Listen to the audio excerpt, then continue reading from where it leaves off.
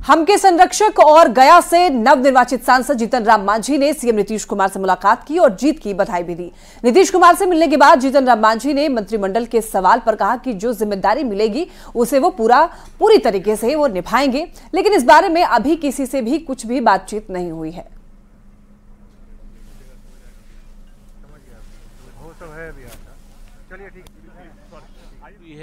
आज एनडीए के कर्णधार हैं, तो ऐसे लोगों से न मिलेंगे तो कहाँ किससे मिलेंगे, इसीलिए मिलने आए थे, शुभकामना देने आए थे। कल प्रधानमंत्री का शपथ लेंगे सर, प्रधानमंत्री नरेंद्र मोदी शामिल हो रहे हैं सर। नरेंद्र मोदी जी कल शपथ लेंगे, उनको बहुत भारी शुभकामनाएं हैं, क्योंकि तीसरा बार वो ले रहे हैं। 62 साल के अंतराल के बाद ये एनडीए की सरकार में तीसरी बार वो ले रहे हैं शपथ, इसके लिए बहुत उनको धन्यवाद देंगे। जहां तक हमारी बात है, हमारी कोई बात इस संबंध में किन्हीं से नहीं होती है, लेकिन जो जवाबदेही दी जाएगी उसका निर्वहन किया जाएगा। लोकसभा चुनाव खत्म होने के बाद नीतीश सरकार एक बार फिर 10 लाख नौकरी देने के टारगेट को पूरा करने में जुट गए हैं। चुनाव परिणाम आने के बाद मंत्रियों ने विभाग का कामकाज संभालते ही सबसे पहले नौकरी और रोजगार पर बल दिया है। वैसे आरजेडी नेता इसे तेजस्वी यादव का प्रेशर बता रहे हैं।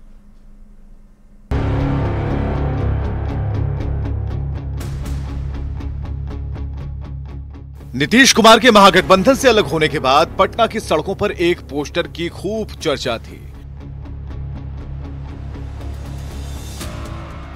उस पोस्टर का स्लोगन था, रोजगार मतलब नीतीश सरकार। एक बार फिर बिहार में रोजगार या कहें कि नौकरियों की चर्चा तेज हो गई और नीतीश सरकार एक बार फिर 10 लाख नौकरी का टारगेट पूरा करने में जुट गई है। चुनाव आचार संहिता के हटते ही मंत्रियों ने रोजगार और नौकरी पर फोकस करना शुरू कर दिया है। इसे आप अचानक मत कहिए। बिहार की सरकार लगातार इस दिशा में काम कर रही है कि युवाओं को कैसे रोजगार मिल सके। हल्ला हंगामा नहीं करते हैं, इस पद्धति में विश्वास रखते हैं कि actions speak better than words. आपके कार्य आपके शब्दों से ज्यादा बोलते हैं। स्वास्थ्य विभाग की माने तो आने वाले दिनों में स्वास्थ्य विभाग में 45,000 कर्मियों और अधिकारियों की बहाली होगी। पंचायती राज विभाग भी 15,610 नौकरियां देने का फैसला कर चुका है। श्रम विभाग में 4,000 लोगों को नौकरी देने का प्रस्ताव तैयार किया है। देखिए, नीतीश कुमार का मतलब विकास, नीतीश कुमार का मतलब रोजगार, नरेंद्र मोदी के मतलब विकास, नरेंद्र मोदी का मतलब राष्ट्रवाद, नरेंद्र मोदी का मतलब रोजगार। नौकरी को लेकर शुरू हुई कवायद पर सियासत तेज है। आरजेडी नेता इसे तेजस्वी यादव के प्रेशर का नतीजा बता रहे हैं। ये पिटारा नहीं खोल रहे हैं, ये अपने आप को लोगों के बीच कहीं ना कहीं स्थापित रखने का प्रयास मात्र कर रहे हैं।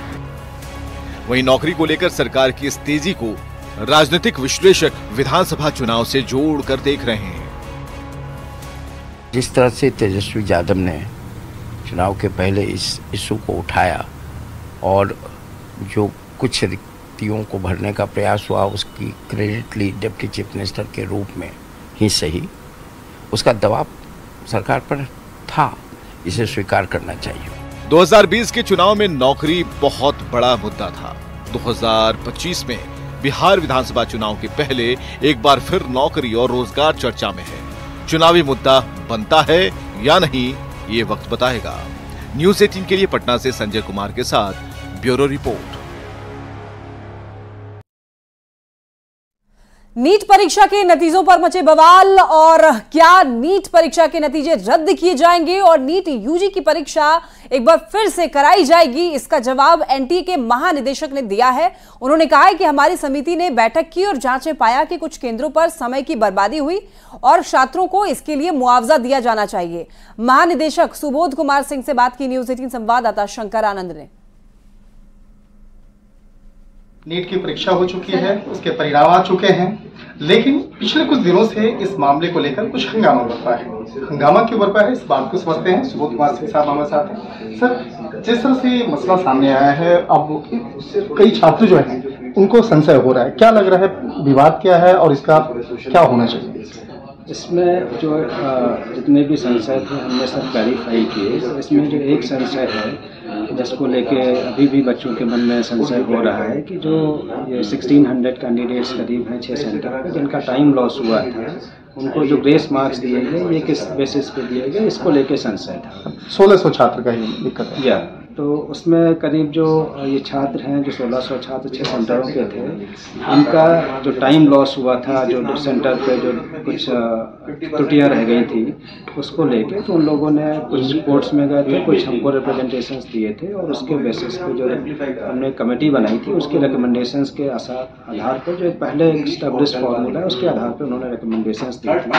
बट अभी जो है, जो इशू ये बच्चों के मन में है कि ये इसके बारे में संशय सा लग रहा है, तो उसको एड्रेस करने के लिए हमने एक हाई पावर्ड कमेटी बनाई है, जो ये ग्रेस मार्क्स का इशू है उसको रिविजिट करेंगे और अपनी रिकमेंडेशंस देंगे और जो रिकमेंडेशंस होंगी करीब 1 हफ्ते में आ जाएंगी। उसके बेसिस पे हम निर्णय लेके जो भी रकम होगा उसको इम्प्लीमेंट करें। बहादुरगढ़ का जो सेंटर है सर, उसको लेकर काफ़ी चर्चा हो रही है। बहादुरगढ़ भी उन 6 में से एक सेंटर है और वहाँ का भी जो वो है, क्योंकि उनके मार्क्स रिवीजन के पहले भी अच्छे थे, इसलिए उनके टॉपर हो गए या टॉपर के आसपास आ गए, उस तरीके की इशूज़ हैं। बट जो कमेटी है इसको पूरा इशू को देखेगी और आखिरी सवाल सर, इस मामले में आप छात्रों से क्या अपील करना चाहेंगे? वो अपील मैं आपसे छात्रों से ये अपील है कि जो एग्जामिनेशन पूरा हुआ है ये फुल इंटीग्रिटी के साथ हुआ है, उनको संशय नहीं उनके मन में रहना चाहिए।